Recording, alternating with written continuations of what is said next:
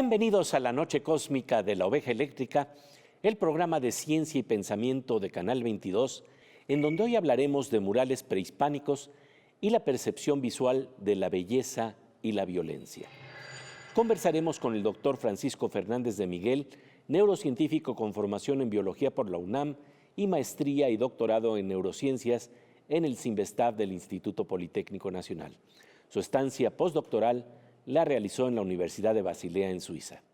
El doctor Fernández de Miguel coordinó un interesante estudio sobre arte y cerebro con visitantes del Museo de Tlatelolco, a quienes les midió precisamente su actividad cerebral mediante electroencefalogramas mientras veían el mural de Cacaxtla denominado La Batalla. Así se investigaron las emociones asociadas a los efectos de los contrastes cromáticos, los contrastes en el color.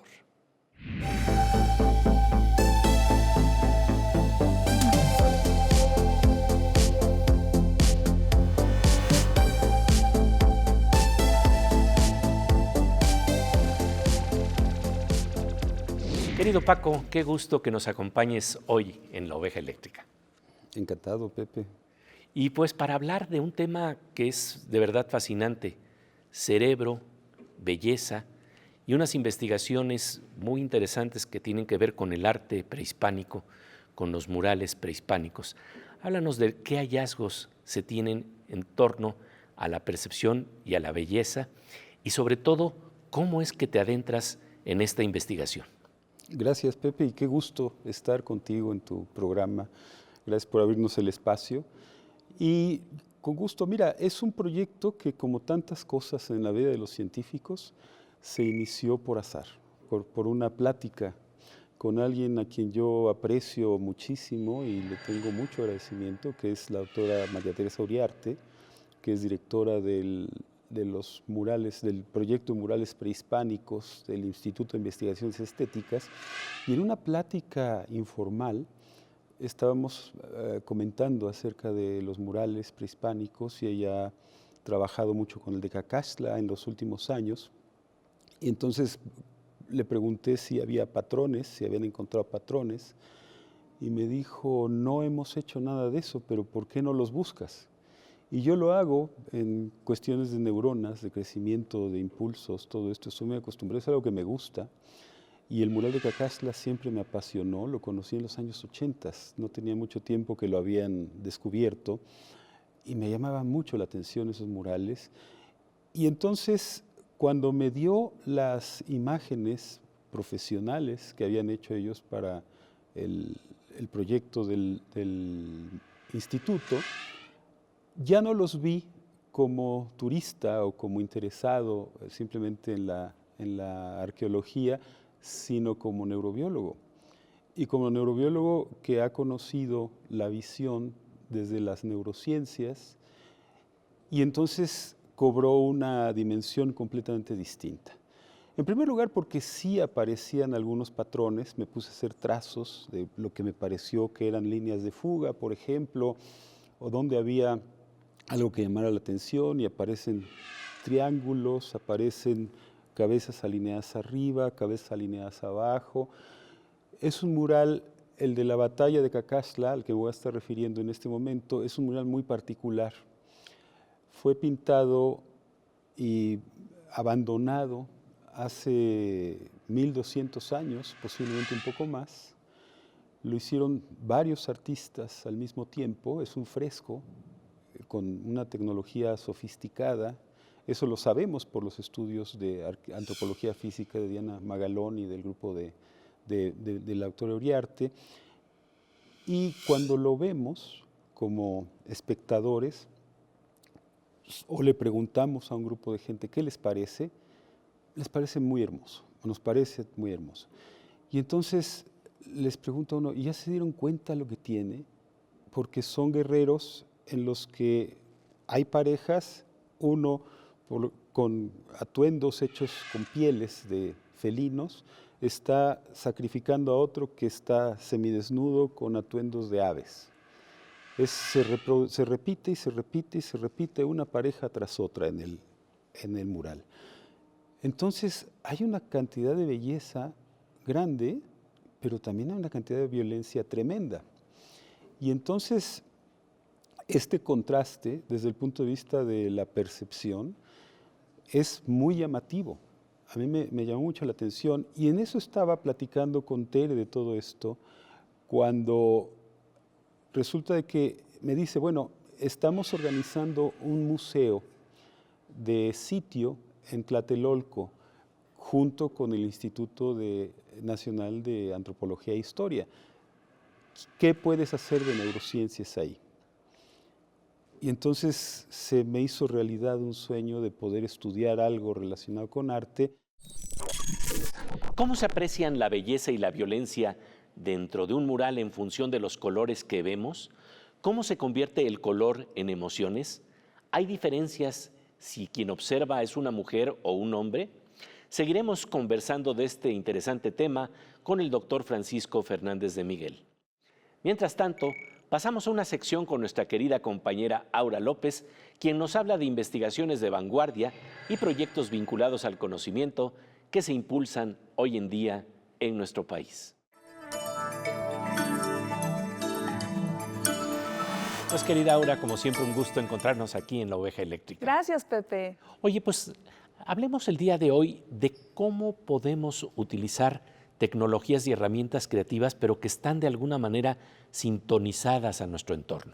Sí, porque alguna vez se han preguntado qué pasa cuando el desarrollo de megaproyectos ligados a la generación de energía eléctrica afectan territorios establecidos por comunidades indígenas.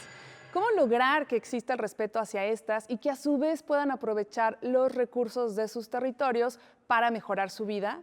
De esto trata el Proyecto Nacional de Investigación e Incidencias Energía para el Yecnemilis, que hicieron el Consejo Nacional de Humanidades, Ciencias y Tecnologías, CONACYT, en coordinación con la Unión de Cooperativas Tocepan, para que las familias de la Sierra Nororiental de Puebla transiten hacia el buen vivir, o como se le conoce en náhuatl, el Yecnemilis.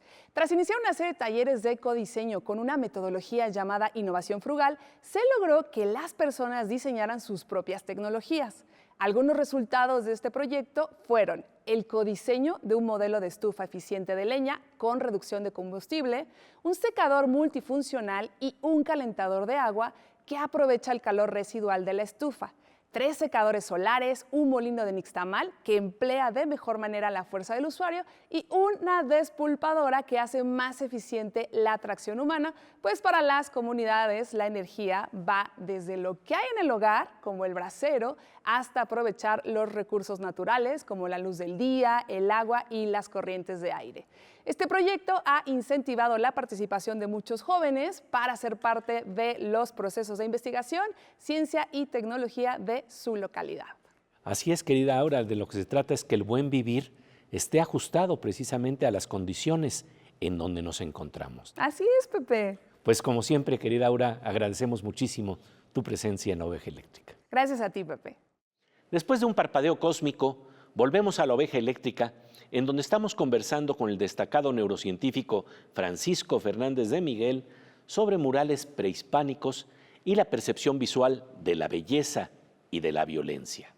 ¿Cómo se vinculan nuestras emociones estéticas con el color?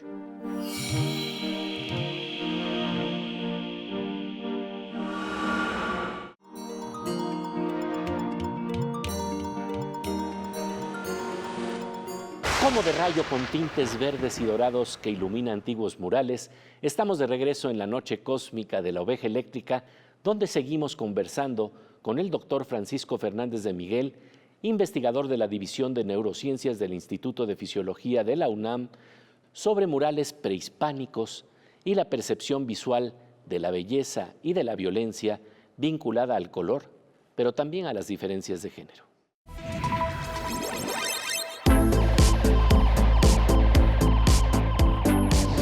La propuesta fue que combináramos la investigación con la difusión de la ciencia en el museo, que tuviéramos un sitio donde pudiéramos estudiar la percepción de los murales y cómo la gente está percibiendo esta ambivalencia de violencia, belleza y muchas otras que aparecen en los murales prehispánicos. Con electroencefalogramas. Con electroencefalogramas. Y habiendo nosotros antes hecho un estudio poblacional utilizando lo que se llaman redes semánticas, en los que le pedimos a poblaciones grandes de gente que evalúe semánticamente los murales, y entonces sabemos cuáles son los adjetivos que dominan. Entonces tenemos una calificación, y la gente que se acerca al museo puede entonces participar en el proyecto, ver cómo se hace, nos prestan el cerebro 20 minutos y hacemos un registro mientras aparece una imagen, ellos la califican, es bella, es violenta, y nos da la oportunidad que se puede aprovechar muy bien en la UNAM de incorporar jóvenes a sus servicios sociales de distintas carreras. Entonces, La multidisciplina. la multidisciplina. Invitamos artistas visuales, invitamos a psicólogos, invitamos antropólogos, tenemos ahora físicos y matemáticos que desarrollan programas para entender las relaciones entre las regiones del cerebro, porque las matemáticas todavía no están completamente desarrolladas en eso. Tenemos historiadores y tenemos desde luego biólogos. Y entonces en este ambiente museístico los chicos se entrenan para trabajar con la gente, y no es raro que un artista visual diga: yo quiero también hacer electroencefalografía, quiero aprender a hacerla, y van y ellos mismos ponen los electrodos y hacen los registros, lo hacen muy bien.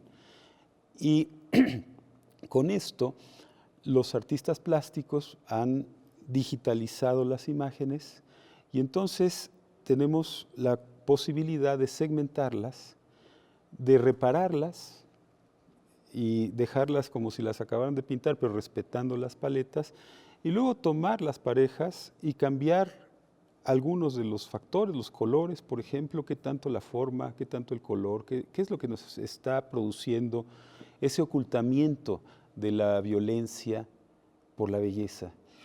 Y resulta de que si les quitamos el fondo a las imágenes, dejamos prácticamente desnudas las figuras de los guerreros en el fondo negro, se vuelven muy violentas. Sin duda, emerge la violencia en prácticamente todos los asistentes al museo. Pero si les ponemos un fondo azul como el que tienen, se abate la violencia y crece la belleza. Que te permite entonces investigar la relación entre color y emoción. Exactamente.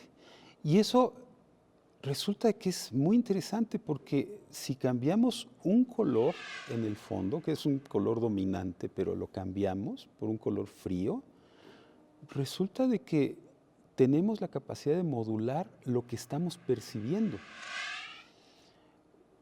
Y hemos registrado también cerebros de hombres y mujeres, y resulta que no encontrábamos muchas áreas. Entonces dijimos, bueno, vamos a separarlo, vamos a empezar a trabajar primero con mujeres, luego con hombres, y resulta que cuando usábamos los datos de las mujeres, teníamos una estadística muy buena de las diferencias. A las mujeres se les activa la corteza frontal con la belleza, pues se les activa la corteza frontal y prefrontal, y las áreas premotoras con la violencia.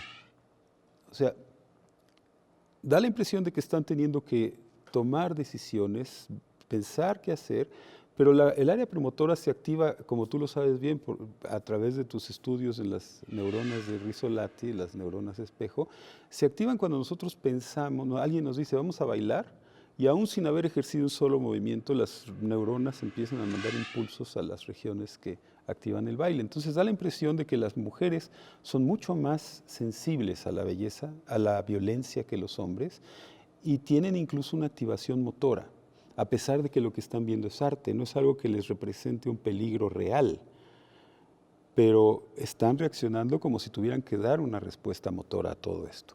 Perciben la violencia más claramente. Perciben la violencia más claramente que los hombres. Nosotros no encontramos estadística, posiblemente necesitamos umbrales más altos, somos unas bestias. Las neuronas espejo, las neuronas de la empatía, investigadas por el neurocientífico Giacomo Rizzolatti, se activan más en las mujeres que en los hombres. Aunque las emociones de calidez pueden convertirse en frialdad con solo invertir los colores de la imagen, las percepciones de belleza y violencia parecen depender del género. Así, hay más indicios que tanto en el arte como en la vida cotidiana, las mujeres advierten más rápidamente tanto la violencia como la belleza. Después del corte, seguiremos conversando con el doctor Francisco Fernández de Miguel sobre este interesante tema. Mientras tanto, en un salto cuántico, pasamos a la sección Aguas con el Hacker con nuestro querido doctor Morsa, el físico Manuel López Michelón.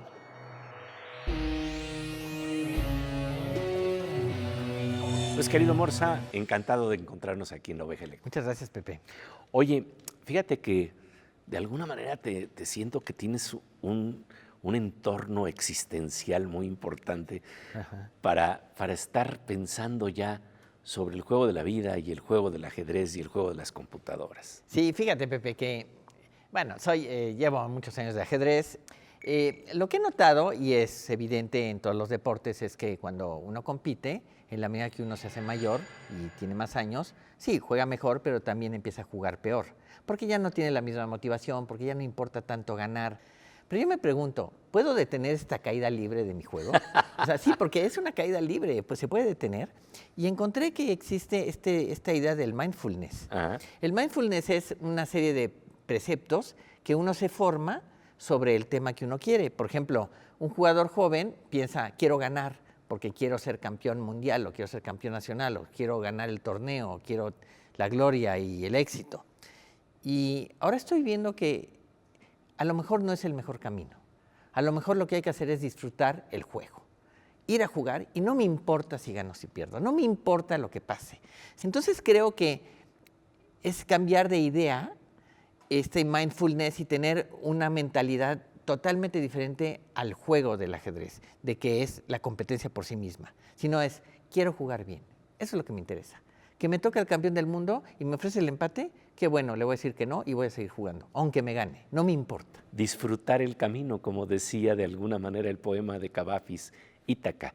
Ajá. Por supuesto, hay un destino, pero si disfrutamos ese camino, pues estamos viendo entonces que tú estás ya jugando, mi querido Morsa, con una idea existencialista de estar viviendo el presente en el juego del ajedrez, ¿no? Exactamente, no preocuparme por lo que puede pasar en el futuro, en las partidas y la siguiente que juegue.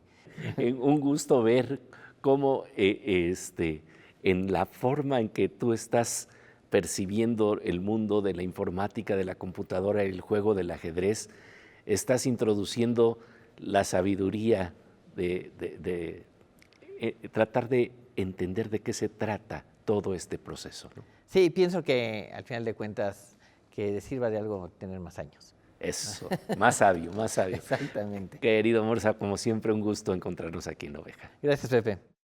Después de un parpadeo cósmico, seguiremos conversando con el neurocientífico Francisco Fernández de Miguel sobre murales prehispánicos y la ambivalente percepción visual de la belleza y la violencia.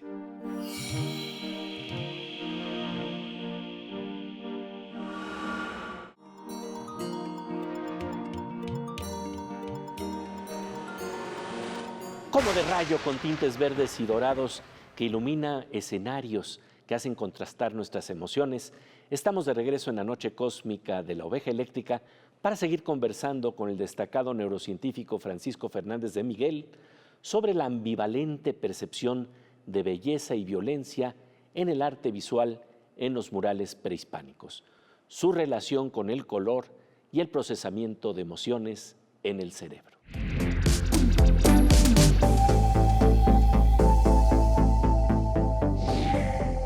Y hay algo muy interesante. La semántica nos ha enseñado mucho, porque la terminología para la belleza es puramente cultural. Es cromática, histórico, maya, atuendos, penachos, cosas que aprendimos. Eso es lo que califican. Hay atributos estéticos también, proporciones, azul. Pero para la belleza la violencia es completamente distinta a la semántica. Es como si abriéramos un cajón distinto de nuestra memoria y aparece daño, horror, miedo, sangre, muerte. Cosas mucho más reactivas, más naturales, nada de cultura, ¿sí? Entonces, la semántica nos está ya enseñando de la posibilidad de que hay distintas vías, distintas memorias, pero también que esto depende del sexo, ¿sí? ¿Es esto universal o no? Pues no lo es, no lo es.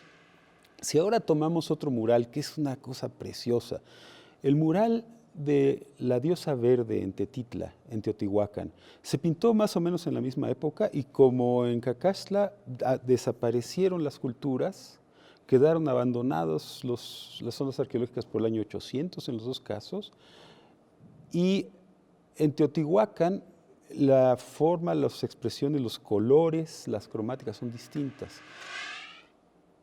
¿Y qué ventaja tiene estudiar esto? Y voy a volver a esto. ¿Qué ventaja tiene estudiar esto en murales prehispánicos? Una, están utilizando contrastes primarios que son los que Hubel y Wiesel encontraron en los años 60 y 70 en la visión. Centro amarillo, periferia azul, centro verde, periferia roja, centro rojo, periferia verde, etcétera, etcétera, son los que hacen responder a nuestro sistema visual. En Europa, el uso de contrastes cromáticos se lo atribuyeron a Da Vinci. Aquí lo habían estado usando 1000 años antes. Aparecen casi todos los murales que hemos estado estudiando, pero además son bidimensionales, no hay profundidad. Entonces, tenemos todas estas sensaciones que nos producen imágenes en las que podemos eliminar tercera dimensión, podemos eliminar sombras, están muy claras. Y en el caso de la diosa verde de Tetitla, es una imagen preciosa, no hay duda que a todo el mundo le gusta, no sabemos bien qué está representando, ha habido mucha discusión entre los antropólogos, gracias a los historiadores que trabajan con nosotros, hemos estudiado de dónde venían los artistas, qué se sabe de los pigmentos. Y bueno, no se sabe mucho, pero se acepta que es una deidad femenina, con muchos contrastes verde-rojo, algunos azul-amarillo. ¿Cuál es la calificación semántica dominante? Calidez. Entonces, algo que hasta yo puedo hacer es meter la imagen a Photoshop, invertirla y entonces aparecen muchos colores violetas, azules. ¿Y cuál es la calificación? Frialdad. Pero aquí viene algo que es muy interesante. Le quitamos la cromática y parece bella también. Hay una dominancia de la belleza sobre otras calificaciones, pero ya no es ni cálida ni fría, es indiferente. ¿Depende del género? No. ¿Depende de la edad? No. ¿Depende de la cultura? ¿Depende de la cultura? No. Si estudiaste hasta la secundaria o si hiciste el doctorado, la estadística agrupa a todos en 3 grupos: indiferente sin color, cálida con colores, con los colores nativos, fría con los colores invertidos. Color y emoción. O sea que en ese caso sí tenemos un circuito que está reconociendo esas combinaciones de colores fríos y calientes para darnos una sensación que parece ser completamente natural. No hay cuestiones culturales. Y ligadas íntimamente a la emoción, eso es lo que es. Ligadas íntimamente a una calificación emotiva. Esa es la percepción, justamente. Esa es la percepción. Cuando vemos las áreas del cerebro que están reaccionando ante todo esto.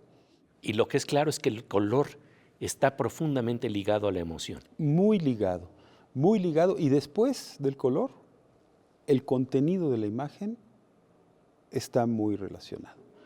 Pero lo curioso es que en esta toma de decisión, por ejemplo, de opuestos, y voy a decir opuestos, voy a cometer una que parece una arbitrariedad, pero que quizás no lo es. Para mí el opuesto de la belleza es la violencia. Empiezan desesperadamente a buscar violencia, y lo hicimos durante la pandemia. Buscábamos leer más, ver más poesía, estar más tranquilos. En Alemania, después de los grandes bombardeos, salían a la calle a tocar instrumentos, ¿no? Empezaron a reconstruirse a partir de esto. Yo creo que hay una dualidad ahí que va de la mano y que es justamente lo que está en el mural. Belleza y armonía coexisten con violencia y pérdida en las obras de arte. El novelista David Grossman también habla de esa sensación inquietante expresada en la literatura.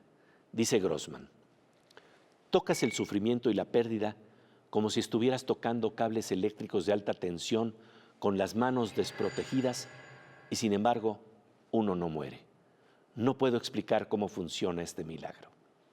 En la próxima emisión de La Oveja Eléctrica hablaremos con el doctor Francisco Fernández de Miguel sobre el Guernica de Picasso y el mural de Cacaxtla y cómo el dolor y el horror se resignifican con la memoria y la belleza de las simetrías y geometrías ocultas en el arte. Un honor contar con la presencia de Francisco Fernández de Miguel en La Oveja Eléctrica. Pasamos ahora a la sección Cantos Cuánticos con nuestro querido Fernando Rivera Calderón, quien como juglar cósmico bien sabe de la importancia de no cerrar los ojos ante la violencia, pero tampoco ante la belleza.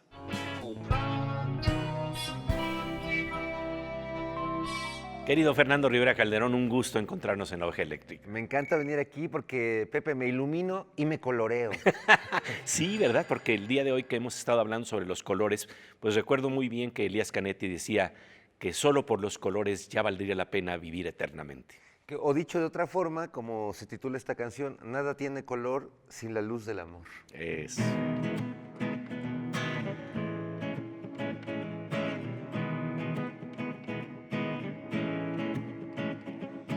Rojo cielo, corazón, el fuego en combustión, el rojo arcángel arrojado en azul es ilusión, azul es mi canción, cuando me encuentro a su lado y verde que te quiero ver, es verde este placer que mi alma toda reverdece. Amarilla sensación, estrella en formación, el amarillo que amanece y nada tiene color sin la luz del amor. Nada tiene color sin la luz del amor.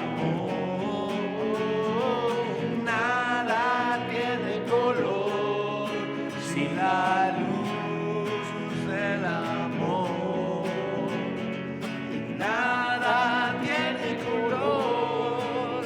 Sin la luz del amor, y todo es oscuro alrededor.